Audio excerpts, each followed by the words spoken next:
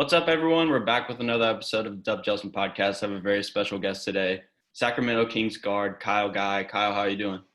I'm doing good. Thanks for having me. Yep, for sure. Thank you so much for doing this. Before we start, I want to shout out Jake Mills and McGuire Plummer.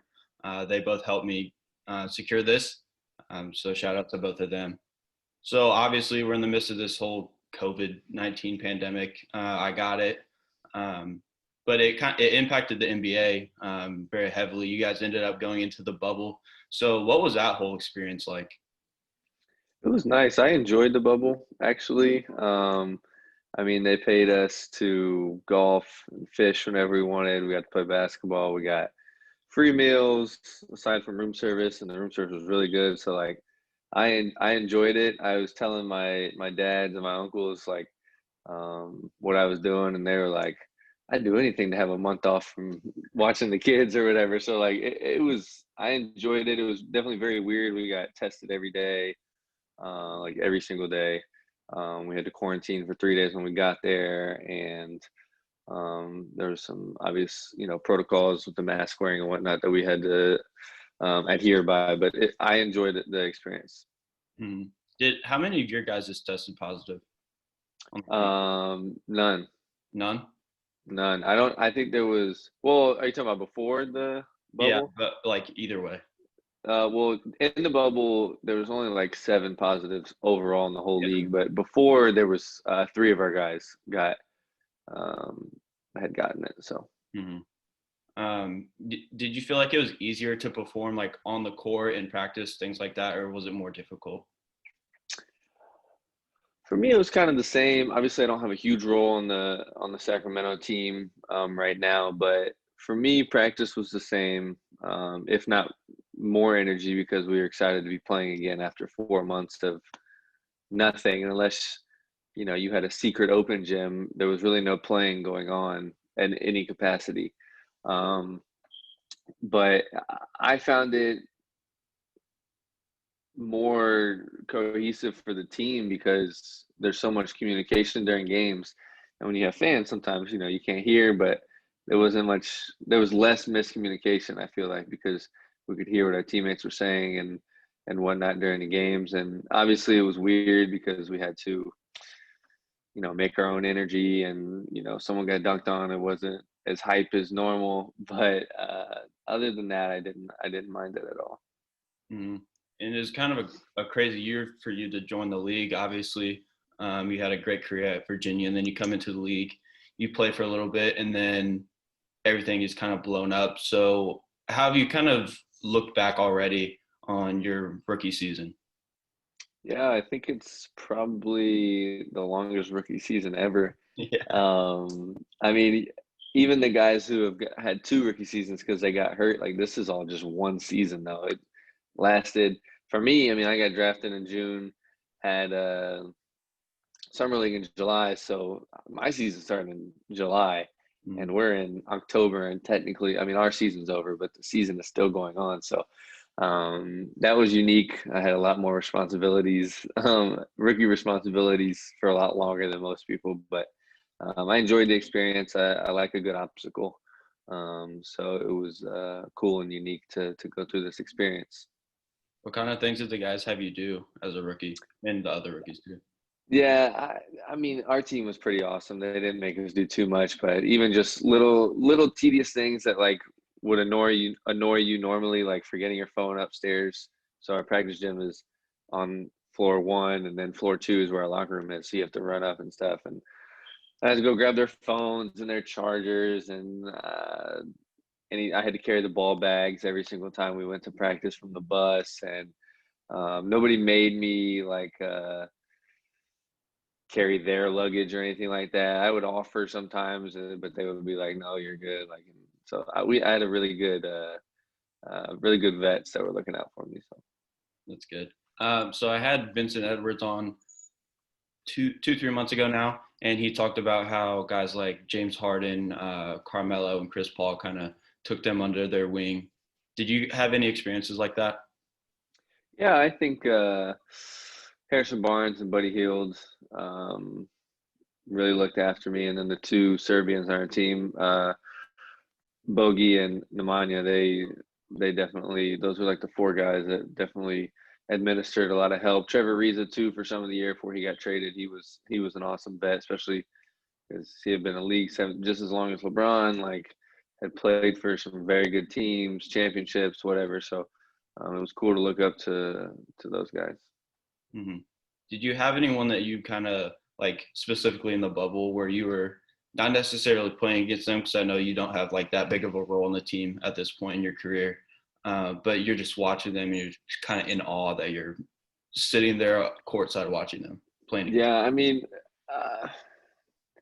obviously, I actually got in the game against the Lakers, which I wanted to say I'd been on the court with LeBron. Obviously, at that point, he wasn't on the court anymore, but it was cool to watch that game unfold and then be able to get in at the end. But I'd say probably Luka. We played them, and he didn't, on the surface, he didn't play very well against us. But then in hindsight, I'm looking at the stat sheet. He had 34, 19, and 12. And I just was like in awe. I honestly don't even remember. I'm pretty sure they won also. But like in hindsight, like watching him, I was obviously impressed with how he handles the ball and handles the game. But like in hindsight, then I went back and watched a little bit more. I was like, wow, this dude he's legit. Yeah. So Yeah, he's legit. Yeah. Do you kind of try to emulate someone like him or maybe another guy in the league that you looked up to from maybe your high school days or when you were in college? yeah, I don't like to look at just one person. I like to take a little bit from everybody. So even though I'm not 6'9", 250 like LeBron, I like his vision. I'm not, you know, I don't have the height or length that Luka does, but I like the way he works in pick and roll. Like Damian Lillard's mindset, the way Steph Curry gets a shot off super quickly, like JJ Redick's movement without the ball. I like to look at a lot of different people, put them together, and then you got a perfect basketball player, which I'll never be, but that's what you strive for. Hmm. And you kind of touched on it a little earlier. You didn't have a huge role with the Sacramento team, but you did ball out in the G League. Talk about that experience of being in the G League, and was it frustrating at all to not get that opportunity with the Kings?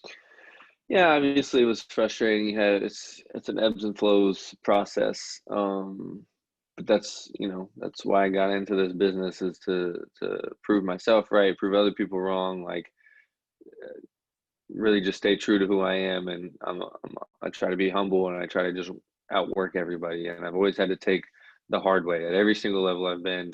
It's never been given to me, so I've always had to work for it, and I take pride in that. So I didn't mind not getting the opportunities. Obviously, it was frustrating and I wanted them, but and that's why I feel like I played so well in the G League, is because I was taking it personal and just really trying to make the most of those opportunities, because they do pay attention. They don't come to a whole lot. They came to a few, but like they're the analytics guys and the GM. They are watching at all times. Mhm. So do you think that's why you kind of had so much success in the G League, because you're trying to prove it to the team?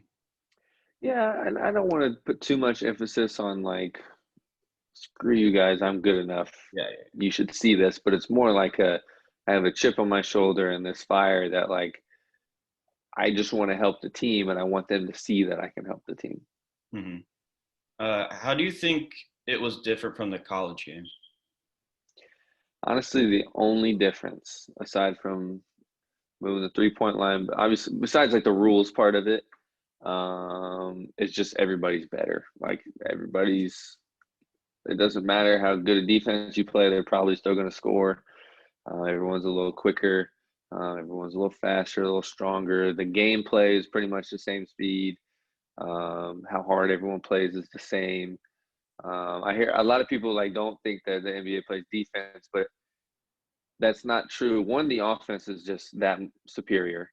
Yeah. But two, it's like, okay, yeah, LeBron didn't get back on one play, but it's the 65th game. It's their fifth game on a 2-week road trip, and it's the third quarter with 4 minutes left. He's probably not going to run back on defense if he knows the other team's going to score. Like, Mhm. so those are the things that stand out to people. And I'm like, well, if you're just looking at one chapter of the book, if you read the whole story, you'd be like, okay, I get why he didn't run back on that one play. Mhm. And I don't know why there's a bunch of sticklers out there that just think like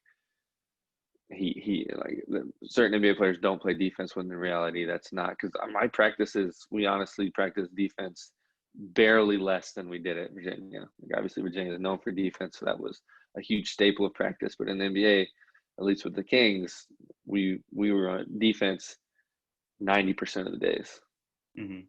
How do you think that playing those 3 years at Virginia, how did that help you for when you ultimately came to the league?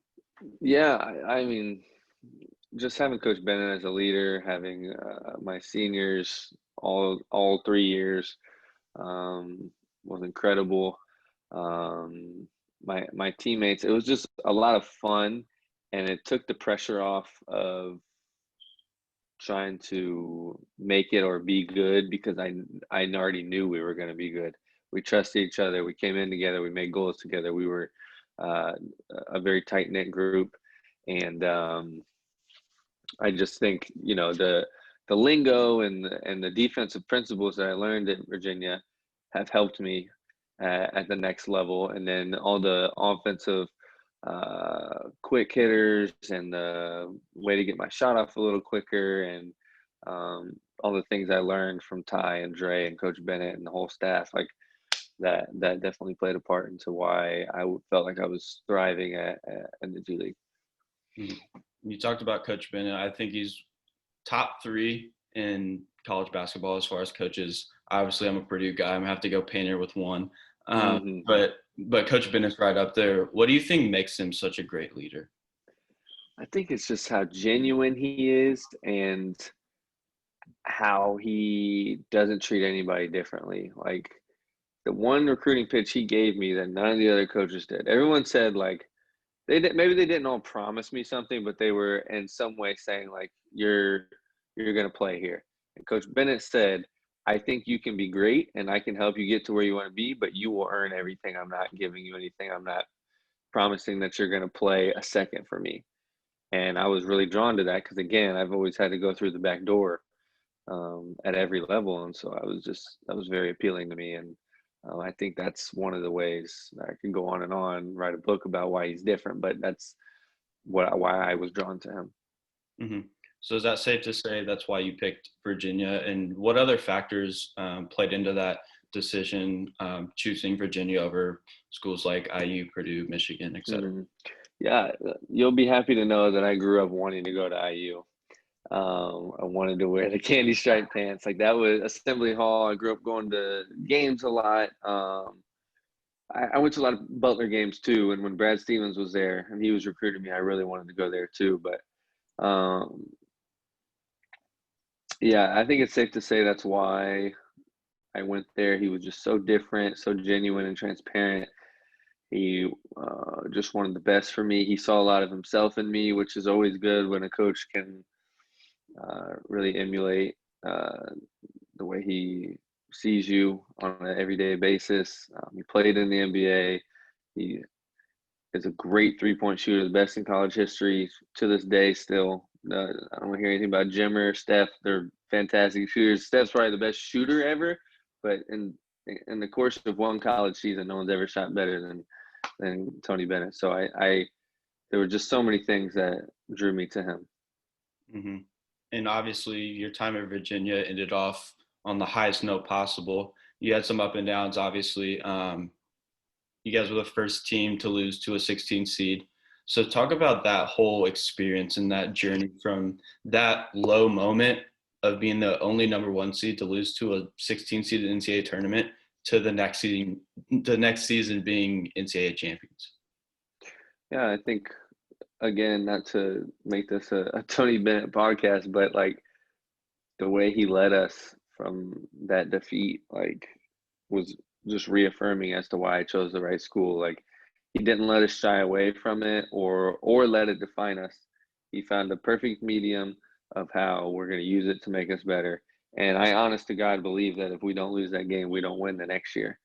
Um, and that game, just honestly, just hats off to UMBC. Like they just had a game plan and it worked. They had a really quick guard. and some shot makers, and the fans were all rooting for him too. And it was just like a perfect storm. And all the adjustments we made didn't really matter.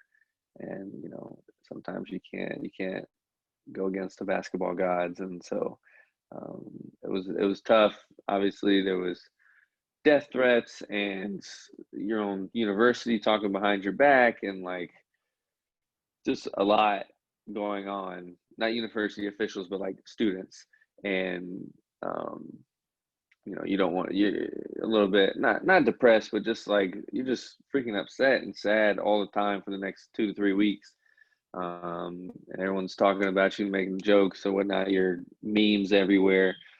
So like, there's nowhere to go to escape it, that sucked. But I'm glad that we went through it, because the next year we're losing to a 16 seed again at halftime, and it was like, okay, well, we've been here, so we'll figure it out, and we did. So That's surprising that you get. Well, I mean, I don't put it past anyone, but the death threats thing really is kind of shocking to me. I don't know how.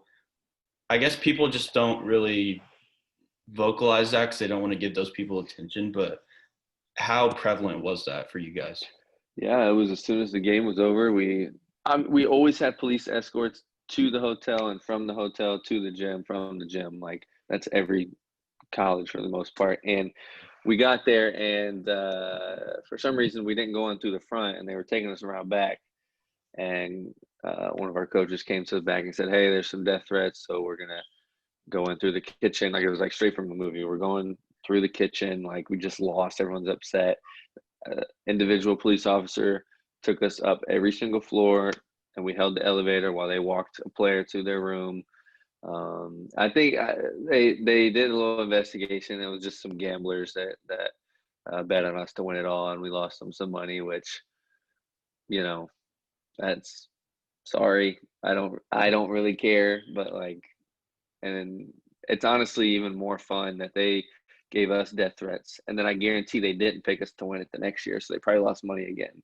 So Yeah, but so you talked about kind of like the people at the students specifically at Virginia kind of talking behind your guys' back. I know you guys don't see that firsthand maybe, but like as a student, when we're walking home from, like, obviously Purdue doesn't have a great football history.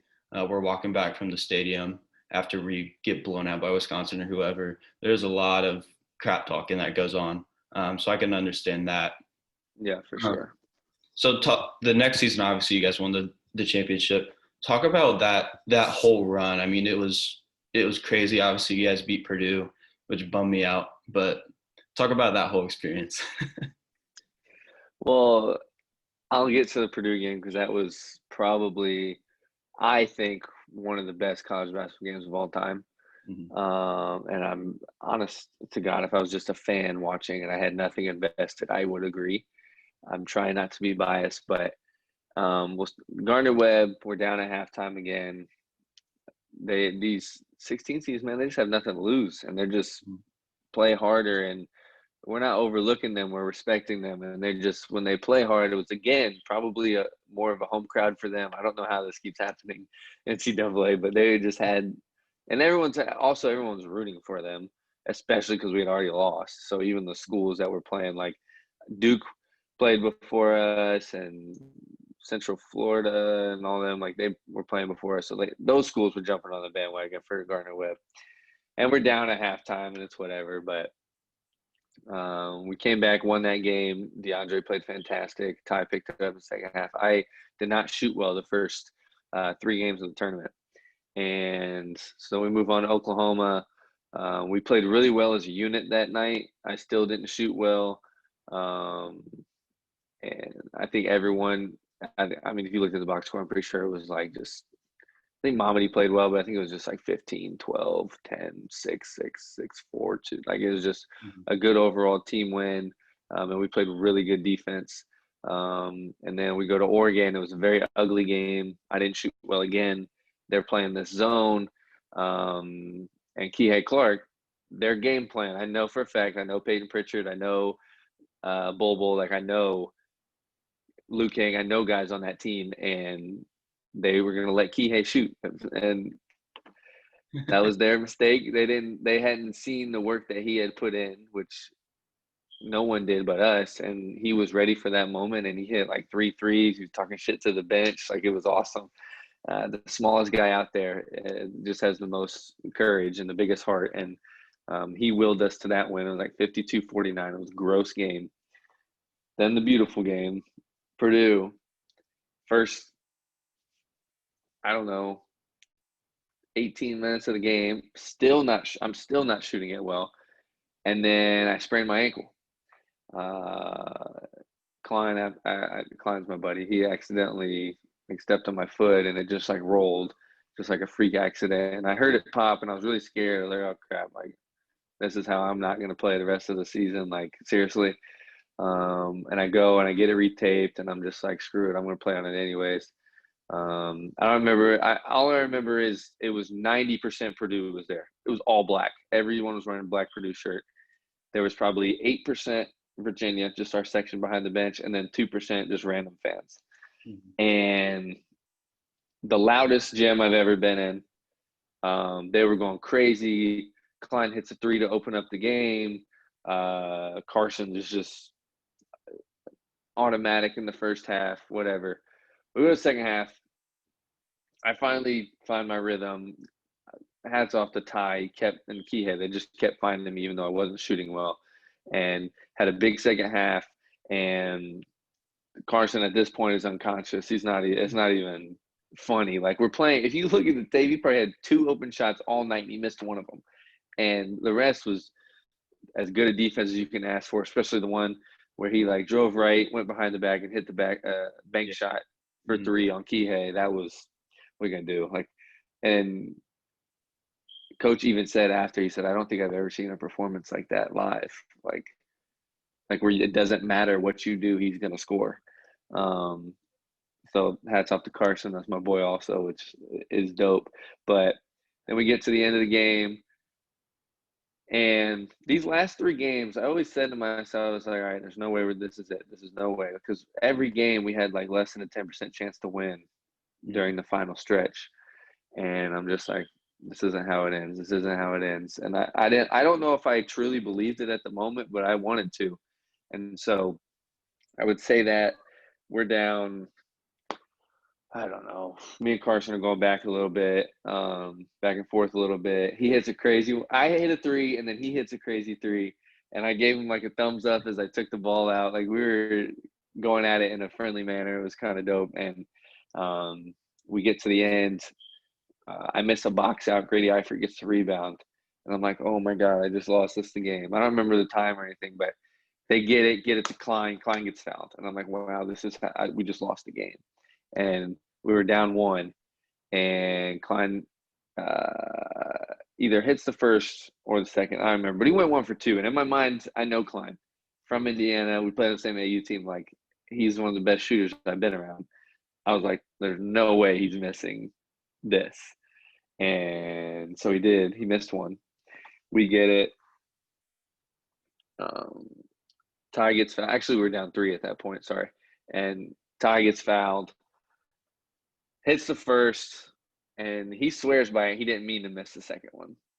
And coach subbed in Mamadi for a tip in or tip out, whatever. We hadn't practiced it. And Ty missed it. Go down. Kihei gets it. Throws a rifle dart to Mamadi. He scores. I thought we won. And if you hear the announcer, he said we won too. And I was going crazy because I didn't realize the score. And so we go into overtime. We ended up winning, I don't know, 82-79 maybe, something like that. Really close game. Awesome. Carson at 43. Like, it was just an awesome overall game. There was defense. There was offense. There was hype. There was overtime. It was everything. Then Final Four comes. We're playing Auburn.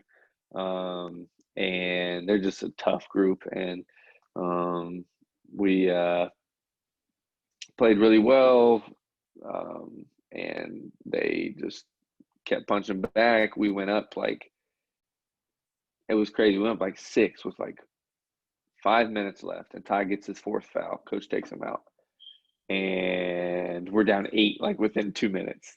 They put him in. We claw back. We get it back, and we're down 1. Jared Harper gets fouled, hits the first, misses the second. We call there's a foul or a timeout or something. So we run this out of bounds play that is where I get fouled and stuff. And we'd run this play all year. I don't know how teams never really not stop it, because it's not really a play you can stop, but you can like deny certain parts of it. The first part is the loop for Mamadi or Jay or whoever we wanted, and then the next part is for me to come off, and then the last part's hit Dre at the elbow. And so the guy was top blocking me, so I didn't actually go over the screen. I went under and caught it, shot it. He got under me. I get fouled and have these 3 free throws to take us to the championship, which every kid dreams of, especially in Indiana. All you do is freaking play basketball and pretend to be Kobe, or, you know, don't get caught watching the paint dry, like all this stuff, Hoosiers, whatever. And so I carried that with me to the free throw line. I'm like, look, man, I've been dreaming of this my entire life.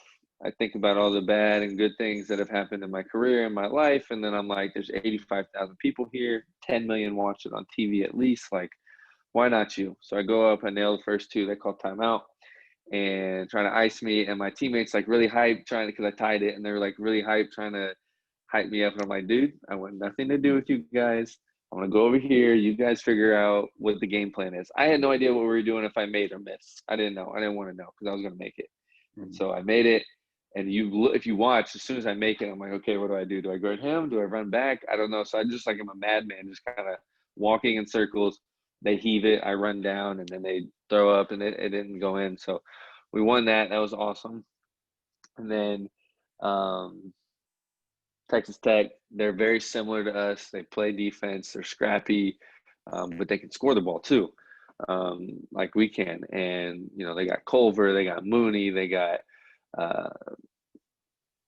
David, the shooter, and they came out. We played well again. We go into halftime. You know, Ty hit a buzzer beater 3, or maybe not a buzzer beater, but there's like 1 second left. We have momentum, and somehow again in the second half we go down like 8 with like 3 minutes left. After going on a run, usually we went up like 6 or 7, and they would just go on a 10-0 run. We call timeout, and they go on a 4-hour run, and then we call timeout, and it's like, okay, we're down 8 again.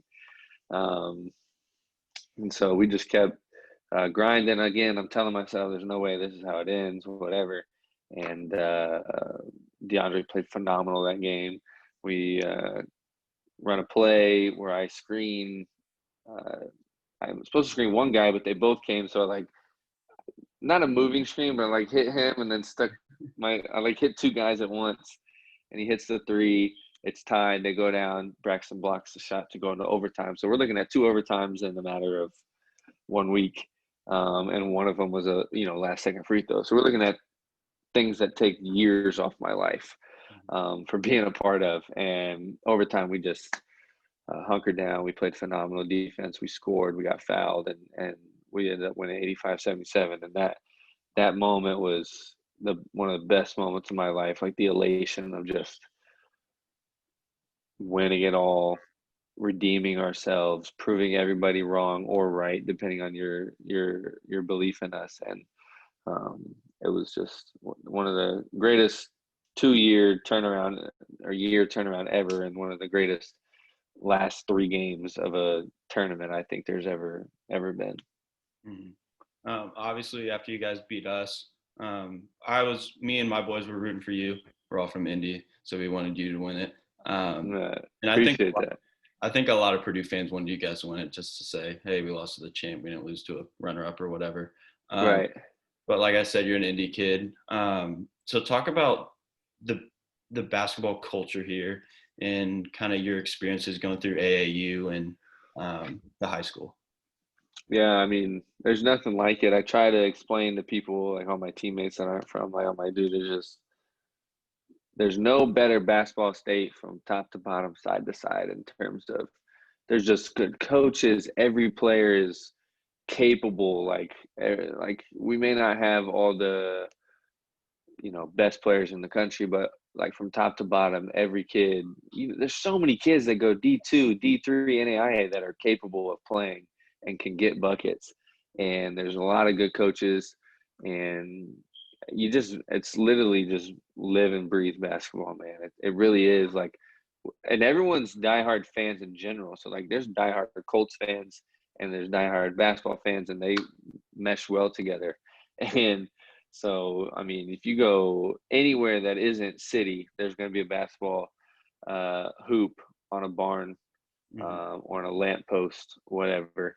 If you're in the city and you can afford it, you have a hoop in your backyard, and if you can't, the parks are always packed. Like it's just, or the gyms, everyone's always coordinating an open gym or something. Like it's just the coolest experience for me because I loved basketball so much. And then on top of that, the AAU is really good because Indiana Elite or Gym Rats, Spiece, like EG10, like we had really good teams. And then high school is bar none the best ever. Just it's always packed. Every gym is big, except for the private schools, and those are still fun because they pack out and everyone is excited the whole time. There's just nothing like it, man, as you can attest. I remember, I think I was a sophomore when you were a senior. So I think you're 2 years older than me. So we had baseball practice at Noblesville, and it was like during the winter, obviously. So they're like, hey, Kyle Guy's playing Noblesville right now. You guys want to go watch? So we went and watched, and your first shot, I'm kind of embarrassed by it. Your first shot, I like got these little like goosebumps when you shot it. I don't know why. It was just like, did I make it? I think so. I think you guys whooped us. I'm pretty sure. No, we did, but I don't even know if I played all that well. But yeah, I don't remember. But I do remember going there, and then I don't know if you remember this, but it was right before halftime, probably like 40 seconds left. You know how high school basketball doesn't have the shot clocks, so you guys are holding it for the last shot. And my cousin's McGuire Plummer, and you're standing in the corner, and he went and put his head in your chest. And I just remember your face. It was the funniest thing. You were so pissed off. I don't remember that. That's crazy. Oh my God. Did I do anything or did I just make a face? You were like that, but I don't remember like if you ended up shooting that possession or what, but I just That's funny though. That's funny. That was your cousin? Yeah. That's hilarious. Yeah, well, it wouldn't be the first time, a student section trying to get in my head, so but that's dope. So one thing I wanted to touch on earlier, but I didn't want to stop you, is obviously you've played against and with so many great players at the high school level and college level. Who's the best person you played with and the best person you played against? College, no doubt, is just Ty and Dre. It's a tie. They're like just unbelievable. Obviously, both in the NBA with the Suns and the Lakers, or not the Lakers. He got drafted by the Lakers, but with the Hawks. And they're just some of the best basketball players I've ever been around. High school, I played with Makai Biffle. He ended up going to University of Tampa. He's very skilled. But against high school, probably Trey Lyles when he was at Tech. Jaylen Brown in AAU, he was dominant, just dominant. And then probably Bam and Dennis Smith. They were on the same team. They were really good too. So those are probably the high school guys. And then in college, man, Jason Tatum and Zion. Those are the best two that we've gone against. If you look at our track record, we probably let like in my 3 years, we probably let 4 or 5 guys pop off against us. And they've had 20 and stuff, but I mean like 28 game winners, 30 or more. Like Carson was obviously the best ever performance, but then Zion did it to us twice and you couldn't stop him. And then Jason Tatum, man, we were for sure going to win that game. And he just, the last 6 minutes down the stretch, just freaking, I think he ended with 30 and he just played so well. We were playing good defense and it didn't matter. And, those are probably the best in college. And then, like I said, in the bubble, Luka was probably one of the most impressive that I saw. Was it the game? I don't know if Duke was playing you guys or not, but Zion basically he blocked like a 3-point shot. Was that against you guys? What did At you our think when you house too. saw that? That When I was saw that, I was at the top of the key. I'm like, are you kidding me? Because like it wasn't like it was a slow yeah. release or like he took forever. It was Dre. He caught it and he just went straight up and he jumped. He, one foot was in the paint and he blocked it. And I was like, okay. And I remember like telling Dre, like I always joked with Dre during the games, and he didn't like it, but I did anyways. And I was like, you have to shoot that a little quicker next time, bud. And I just couldn't believe like his athleticism for being how like big and stocky he is, and how he was so fast. The first time we played him, I was like running behind him, and he ended up dunking on my teammate Jay Huff and got an and one. But I'm running behind him without the ball, like trying to tip it, and I couldn't catch him. And I'm like, this dude right here is a freak. And so, but yeah, Yeah, he's from another planet, honestly. yeah. So I saw the other day, Jake posted a picture with you at the golf outing. So talk about the Kyle Guy Foundation and what all that's about. Yeah, so I started a foundation. It's not actually a foundation. It's just what it's called, and it just kind of it, the point of it is I don't like being tied down to one cause because I think the world has so many problems, and I want to be a catalyst and a kind of springboard to be able to have no limitations and spread money and donations wherever it needs to go. Mhm. And so our main objective is just to serve others and help and unify the world. And so I had a golf outing. Everyone who participated had an option to choose what their cause they want to support. So it was $155 per person, and they could just give it to the foundation, and I get to choose what to do with it. They could choose veterans, human trafficking, social injustice, racial injustice, cancer, disaster relief, whatever they wanted. And so we had a great turnout. We raised over $30,000. And obviously Jake was there. His team didn't do as good as he thought they were going to do. He was talking a lot, but but it was a great turnout, and super appreciative and grateful to be able to have this platform to kind of funnel donations to people in need. Mhm. So moving forward, what other things are you going to try to do within it? How are you planning to grow it and all that stuff? Yeah, so we're working on a website right now. We set up the golf outing. Usually it takes 10 months minimum to set up. We did it in 2.5 months, which was I was so proud of my family and friends and everyone who volunteered to help. That was awesome. We got sponsors on late notice. Um, and what I want to do, obviously, we'll do the golf outing every year. We're supposed to have a basketball camp this year, which some of that proceeds will go to the charity. And I want to have like a celebrity softball event at Victory Field in Indianapolis. Like that would be awesome.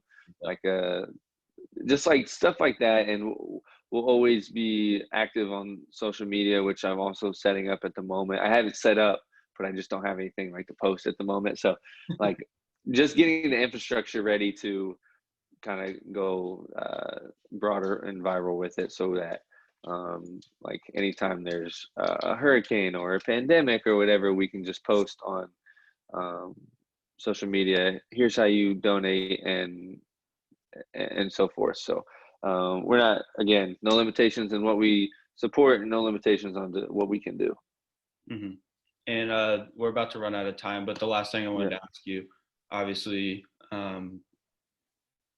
recently in the past few months, this kind of the last 6 months maybe, we've seen a lot of racial injustice, and you and your teammates, the whole NBA as a whole, have been very vocal about creating change. So talk a little bit about that and why you feel that you should use your platform for that. Yeah, I just think, again, like you said, the platform that I have, I influence people. And if we're being honest, most of the people I'm influencing are younger white males in Indiana. Hmm. Like that's probably in Virginia. Those are like the main two people that, follow me and support me. Not that there's not others, but that's probably the main group. And I wanted to make sure that I made a stand and that nobody, because we had an option of or we had a choice of so many options what to put on our jersey. So we could do education reform, equality, whatever. But I put Black Lives Matter because I didn't want anyone asking questions or having to ask a question like, Mhm. oh, he did education reform, but what did he, like, why didn't he do XYZ? Does he support it? I wanted to make sure that people knew. And I took a knee. My dad's in the military. My uncle's in the military. Like, I have so much military. And I think people that think that taking a knee is a disrespect to the flag or military just don't want to know the truth. They don't want to know what it actually means. And that's fine. They're just going to keep being upset and people are going to keep doing it because they don't care. And I don't care if people think that I'm disrespecting the flag because I know I'm not. And so that is why I did the things that I did and why I was beyond glad to support my teammates. Mm-hmm. Well, I know a lot of us are super proud of you, especially from Yeah, Indiana. appreciate it. We're about to run out of time, but I just want to say thank you so much for coming on. It was truly an honor to get to talk to you. If you ever need any help getting your word out about the foundation, let me know. And yeah, thanks. Thanks, man. I appreciate it. Thanks for having me. Yeah, for sure.